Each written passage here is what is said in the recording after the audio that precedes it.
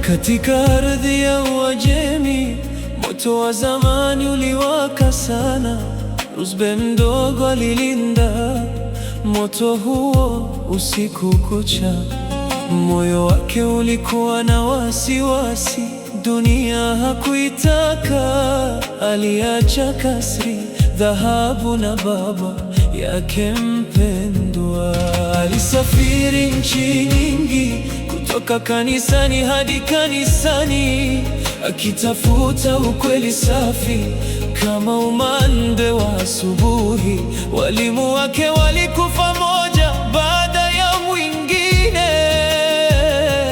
Mwisho alisema, katika Arabuni nabii atakuja.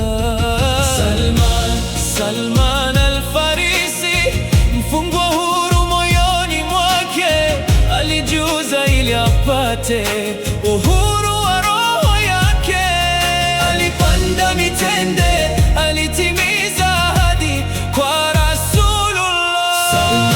Mwana wa Adam, sikutoka kabila, sikutoka damu, bali ni imani inayowaka kama moto. Wewe ni wa Ahlul Bait ya Mtume.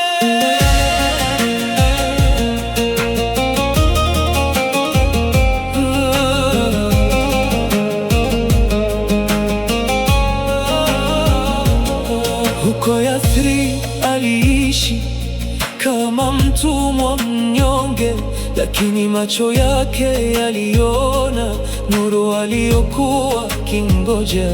Yeye ndiye sahaba pekee alionyeshwa khatmun nubuwa moja kwa moja. Alipona muhuri wa unabii begani mwa Mtume, machozi yalimtoka. Huyu ndiye niliyemsubiri maisha yangu yote.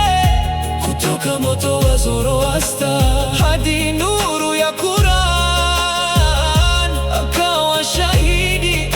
Safari ya imani haina mipaka. Ulitufundisha, tafute elimu hata kama ni China. Mtafute Mola wako hata ukipoteza